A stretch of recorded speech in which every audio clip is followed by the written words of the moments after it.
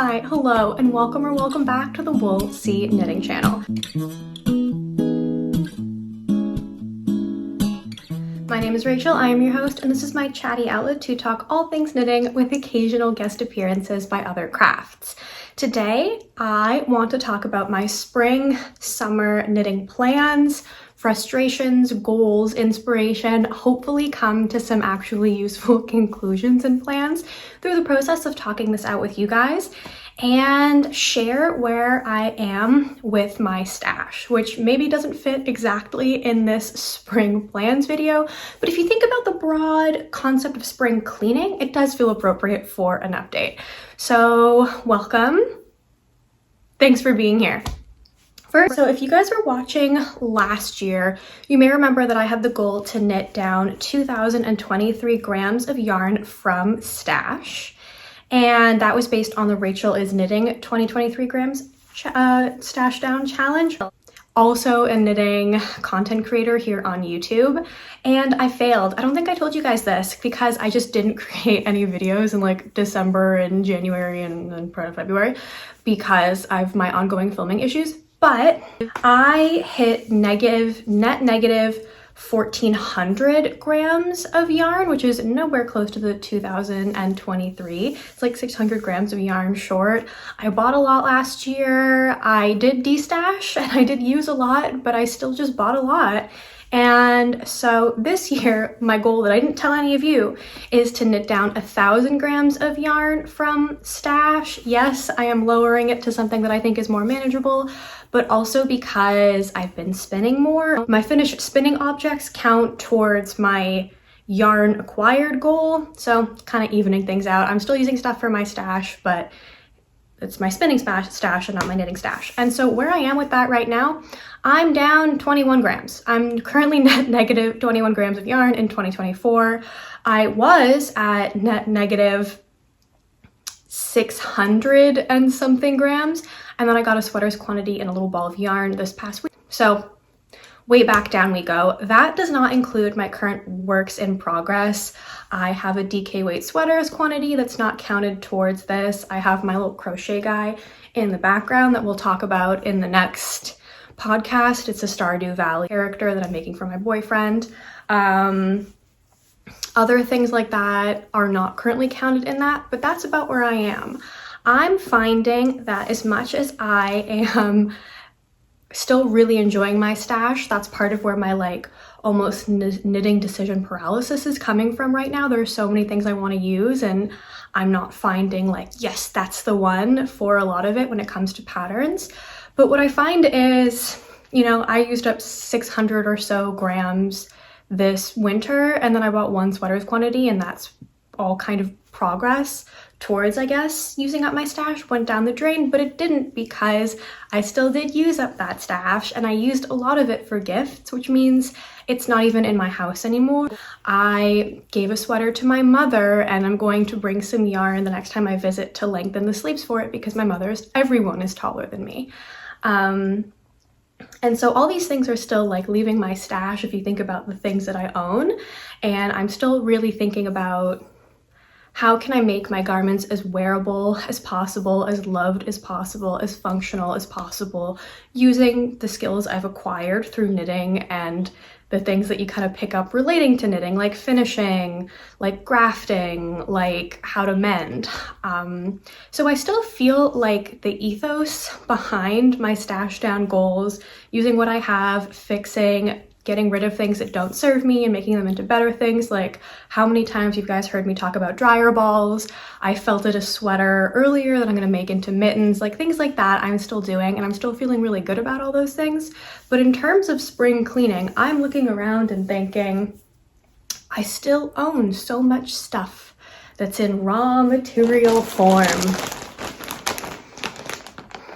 There's just still so much of it. And as much as I love my little yarny guys, they shouldn't be little yarny guys forever. They should be stuff. So that is where a lot of my thought process is kind of going towards right now during spring, is how can I keep making stuff using what I have and assigning the right projects to them, not just using stuff for the sake of using up stuff, but really evaluating what do I want, what will make me happy, what's functional, and what's also going to scratch the itch for this like frantic cast on energy that I have right now. As a result, I have been kind of having a difficult time narrowing down patterns for a lot of my yarns, and I'm hoping that maybe you guys can give me some input on what you think is best and what you think might be fun, practical, or stuff that you just also want to see on this channel.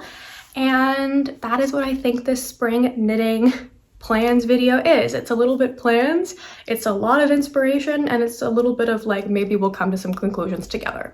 So first things first, the things that I'm like pretty sure I'm going to make that are either about to be cast on, I'm just waiting to finish one or two things before I move on, or the things that have already been cast on are as follows. So the first, I'll show you, most of these are sweaters, which is another reason why I'm thinking a lot of these will not actually get done, but you know, fingers crossed. The first, however, is the Beauty School top by Poison Girls, which is a vintage inspired fitted mock neck top. It has 3 different sleeve options and I think 2 different neck options. It has negative ease and it doesn't use up a lot of yarn, which is part of the reason why I'm going for it. It matches the style of a lot of the store-bought sweaters I wear. I like a mock neck, I like a fitted mock neck tee or 3/4 length. But B, I have I want to say like 730 meters of this yarn, which is a pastel hand-dyed Blueface Leicester by Urso Yarn Co. in a kind of heavier fingering weight. Here's a swatch. And I don't have the meterage for almost anything else. So very, very soon I'm going to cast this on. I bought the pattern, I've committed to it. I think it'll be really good for spring. I really like the pastels and I think it'll be super wearable for me.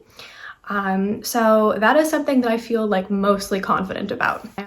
The next one is the Yanni pullover by Orlan Suk, who is a designer I've had my eye on for a while. I almost only hear good things about this designer's work, but I've never made anything of hers before. And I was scrolling through Ravelry and I found this one and it caught my eye immediately. I love the fit. I love the shoulder detail. I love the way that it's that like sort of set and sleeve saddle shoulder pullover, but the actual effect is a lot more of like a batwing or dolman style sleeve. I don't know if I'm using those terms correctly. Not really a fashion girly, but I think so. And I think it'll be the best classic, cozy, throw-on sweater for spring, especially since I plan to make it quite cropped. I'm going to be making it using this yarn, which is, okay, Knitomatic in Toronto does, I think, quarterly yarn swaps, and the proceeds go to the Red Door Family Shelter in Toronto. And they have something of like a leftovers bin in the corner of the store. This stuff isn't posted online, you have to go in person to see it. But things that aren't taken during the yarn swap are put on sale, and then the proceeds of that still goes to the Red Door Family Shelter. Actually, 2 of the things I'm going to show you are from that donation bin, which I think is just really cool for a yarn store to do. And I saw an almost sweaters quantity of a yarn brand that I had wanted to try forever, and then it went out of business, and then I was really like, no, I have lost my chance. And then there was almost a sweater quantity of Olan. All 5 skeins of their organic Aran base. I don't know how old this is. This is the color Slow, and it's ethically sourced yarn hand-dyed in Ireland. And this is the organic Aran base. It's 100% Peruvian organic merino, and it is 166 meters and 100 grams. So yeah, I knew that I probably would not be able to get a full sweater out of this, but 5 of these, but I couldn't say no. And so here's my swatch. I know this isn't very traditionally spring, this sort of high neck worsted wheat pullover. However, a lot of spring for me is uncertain weather. It's cold in the mornings and the evenings, but really warm in the sun in the afternoon. And these kinds of pullovers are what I wear in lieu of jackets or coats, or with a light jacket. And I don't know. I still think it's spring. I also Viewers who were here last summer may recall that I really destroyed my wrists and elbows working on a 100% silk t-shirt last summer. And so I think I'm taking a step back from, I guess, seasonally appropriate knitting if it doesn't feel like it's something that's absolutely, yes, a need. I have that in stash. I'm so excited to make it because I want to protect my hand and wrist health. And I know that I wear my woolens a lot more than I necessarily feel excited about my summer knitting patterns. A, because summer is a lot shorter here, and B, because it's a very humid place where I live. Sometimes I don't want heavier knitted garments on my skin, even in lighter weight, like traditionally cooling fibers. And so I'm just gonna hopefully keep knitting my wool stuff for as long as I possibly can. So those are the two pretty set sweaters I feel I want to make. I have cast on a pair of socks and I will continue knitting this pair of socks. This is one of the other skeins of Knitomatic donation yarn that I bought last year. I don't know if this dyer is still active. I don't know if they still make this colorway. I know the colorway is I'm only happy when it rains. However, I'll try and link whatever I can down below if you want to try and find it. And this feels very spring rain to me, you know, April showers. And this is how the cuff looks. This is how it started knitting up. I have just done barely one row past the ribbing. I started with a 2x2 rib. And again, this for me feels very spring, not in flowers and greenery and all those beautiful things, but in the months of rain we get beforehand in order to get those flowers. So this is a pair of socks that I'll be taking around with me because a lot of the other stuff I'm doing is not very portable. And I have started a pair of floral colorwork mittens that I've only been talking about for a year at this point. I have officially started my Flora mittens, haven't gotten wildly far because I've had other priorities. But they're cute. They feel very springy in terms of motif and color, even if not in terms of final object. And these have been very good for helping with that whimsical color work, like drive that I feel very intensely right now. And the last thing that feels a little bit more set is I saw that Wool Time has a pretty excellent selection of my favorite sock yarn, which is Patons Kroy. Affordable, comes in 1.5 million colors and colorways, and knits up pretty quickly in a gift sock, super durable. This is Mossy Colors. It's Patons Kroy Socks FX, which I don't think I've used before, and it comes in this green, sludgy green, a little bit of pink, a little bit of brown, marled colorway that I think is very spring. I think it's reminds me of things that grow and the first few things that crop up. And I was thinking I would actually use one of my other Patons Kroy balls from Stash, which is I think in the color Muslin. Yeah, it's just like a creamy white with contrast heel toe cuff. I don't really like this color with most other colors of Patons Kroy because they're usually very vibrant, and I feel like the white kind of looks strange in comparison, but because this isn't very striped, it's just kind of marled. I don't know, something about this appeals to me. So I think I'll do a pretty standard pair of socks with this once I'm done my spring rain socks and have it be these fun mossy colors together.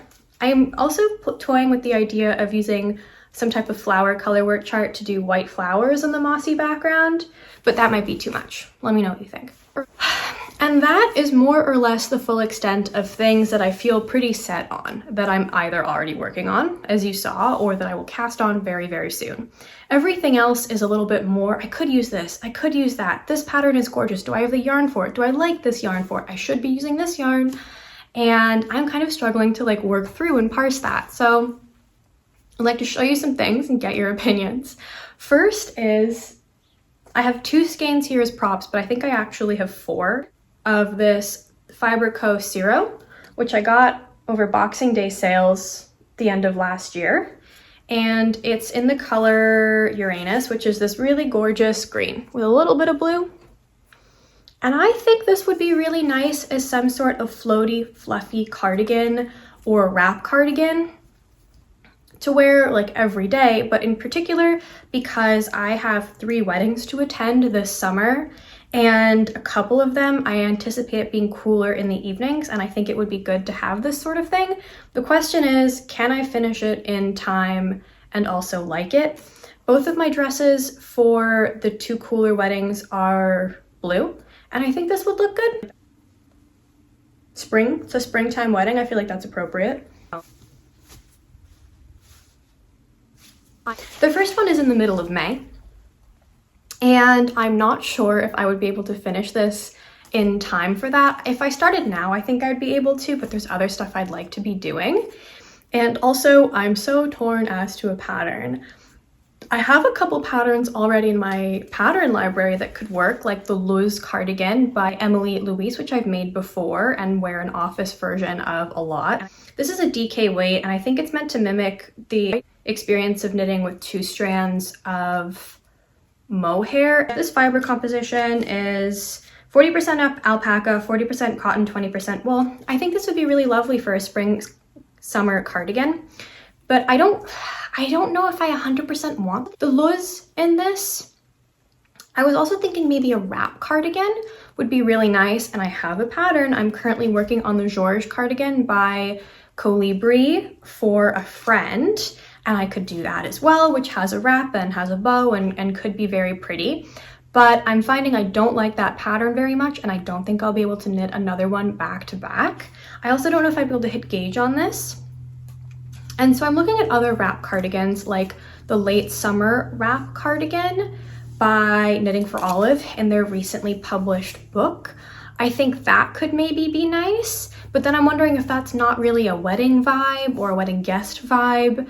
Maybe the Levitate wrap would be a little bit more wedding guest. I don't know. I think I'm torn. I've done a lot of searching and I haven't found anything that I particularly love, but I think that this would be really good and appropriate for that. So I don't know. I think I'm going to keep looking, but this is pretty high up on my list of things to be knitting with over the spring and summer. Maybe I don't wear it for the May wedding, but I wear it for the August wedding.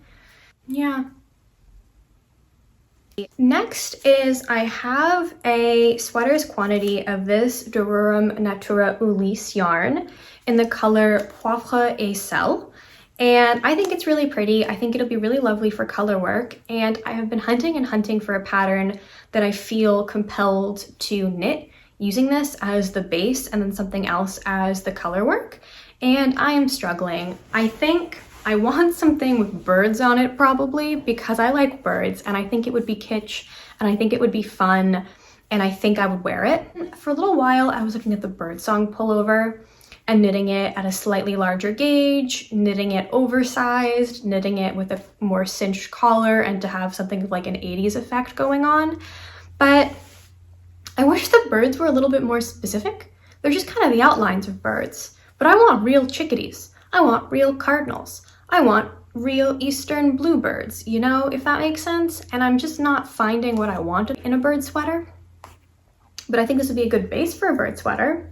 I think I might still just get 2 skeins of green yarn and cast on the bird song and know I can still really enjoy it. I think I'd still like it and wear it, and it's okay if I don't have a sweater with black-capped chickadees on it. Like, that's fine. I'll survive. But I think I want a sweater with black-capped chickadees on it, you know? They're cute. They're really sweet little birds. Speaking of wraps, we are now moving into the territory of patterns I may or may not have yarn for. I haven't decided yet, and I probably won't make, but are currently captivating my heart. And I'm spending a lot of time looking at the Ravelry pages and the hashtags for. So the first is Halovik blouse by Wool and Beyond. It's a free pattern, and it is this summery wrap top blouse that you kind of tie off to the side that I think is really cute. I saw it in a collection of office appropriate knitting patterns, and I think I would wear this to my office. I would also wear it to a patio. I'd wear it to the beach. I think it's so freaking cute. And it's in a DK weight. I don't know, I feel like I could make it. And it looks like it's made in all over broken rib, which I think would be a pretty enjoyable way to knit an entire thing flat. The thing is I'm pretty sure I have DK weight wool in stash I could use to make it, but I don't think I want a short sleeve tee in wool. but then am I creating another summer knitting pattern that ends up being just a smidge too heavy for me to wear more often than my store-bought stuff, which is usually my benchmark. Like, I like to wear the stuff I make more than the stuff I buy. Another pattern that I don't have the yarn for, and I'm quite sad about it because I would love to make it and I know I would wear it a lot, is the Nola cardigan by Yamagara Knits. I think it's gorgeous. It is this top-down raglan cardigan, but with these really dramatic sleeves, which featured these gorgeous magnolia bloom flowers that you use intarsia to make, which I think would be a lot of fun and something that would, you know, use my brain and get me to practice a technique that I've barely used, which is intarsia. However, I just don't have the yarn for that. I don't think I have anything in stash that I could use unless I really like doubled up stuff to create a really funky marled fabric. I'd be very happy to do that for the actual magnolia blooms, but not for the body of the sweater. So this is just something that's going to exist in my dreams for a little while I use my stash. But this is gorgeous. I've seen so many variations on Ravelry that I think are so stunning. People seem to really like this pattern. I think it is a great combination of whimsical and a little bit different and fun and springy while still being versatile. It's a cardigan. It's a little bit more like weather adaptable, and also in a silhouette that I find super, super wearable. I also really like that the designer notes she used a different raglan technique to make sure it sits really comfortably on the shoulders, which I know is a problem with a lot of V-neck raglan cardigans. I do try from time to time to use patterns from designers I haven't tried before, so I don't get caught in a rut and I get to try different techniques and different ways of describing things and be exposed to other people's design aesthetics. And so I would really like to make this. However, I don't think I can really justify getting the yarn at this point in time. Maybe I'll show up with a sweater's quantity in a couple months and you'll be like, Rachel, what did you say? However, at this point in time, while I think the magnolia blooms would be a great use of scraps, I just don't have anything for the main body. And sometimes that's just how the cookie crumbles. However, I'm sharing it with you in case it piques any of your knitting interests as well, because I think it's just so cool and so spring. Another pattern I'm just not 100% sure about is the Good Willow by Alison Crids. It's been in my favorites for a long time, and it's an all-over sport weight cabled pattern with a little bit of color work across the chest that I think is so pretty. And it's a sport weight pattern, so this would again work perfectly. I just don't know what I would use for the contrast. And I feel like I would have to get something else. And I like it, and I look through Ravelry and it looks good on everybody, which is not always true for every pattern, and it's something that turns me off a lot of other people's designs. They can't design to look good in anyone but themselves. I look at it and I think that would be so much fun to knit, and I probably would wear it, but it's not quite enough for me to actually cast it on and find a contrast for this somewhere in my stash to make it. Maybe I could use green instead of like the birdsong pullover and use this, but again, there are too many ideas and I can't quite decide on anything. Another pattern that I have the yarn for in stash that I've been talking about for at this point like 2 or 3 years, and I want it, and I think it's super cute, but for some reason I just keep not casting it on, is the Road Tripper tee by Ozetta. It is a short sleeve raglan with this sort of Henley or baseball tee open collar. I'm scared of knitting it in the yarn that I have, which is a cotton linen blend, in case it destroys my wrists, but I think it'd be super wearable and super cute. I just don't feel quite compelled to cast it on just yet. Another pattern that I feel that way about is the Fortune Sweater by Petite Knit. I have already knit it. It's one of my all-time favorite sweaters, and I want to knit another more neutral, slightly more winterized version, because my existing version is my favorite spring, summer, fall weather sweater. It's light, it's airy, it's warm enough for cold summer nights or for wearing to the office in the spring and the fall, but it's not quite warm enough for January. I have the yarn for it. I got a gray Surrey alpaca and a gray cashmere from Color Mart that I want to hold together to make it and have it be a lot softer and fluffier than the original. But again, there's just something about it that hasn't quite compelled me to cast it on just yet. Maybe because I've already made it and that's why, but it's on my list. It's something I'm dreaming of, and yet it's not on the needles. So maybe it's because it doesn't scratch that whimsy itch that I'm feeling right now, but I know I'd wear it a ton. I love the fit of the original. I think it's one of Petite Knit's most underrated patterns, besides the fact that it's not size inclusive. So yeah, those are my spring knitting thoughts, plans, cast-ons, inspirations. I know this was not my most coherent video by a long shot, but thanks for sticking around and watching anyway. I hope this provided at least some entertainment, if not some new patterns to check out, or at the very least some reassurance that at least you're not as scattered as I am when it comes to what to cast on next. And I'm hoping to come to you with a regular podcast episode soon. I have quite a bit to show you. So happy spring here in the Northern Hemisphere, happy autumn in the Southern Hemisphere, and we'll talk again soon.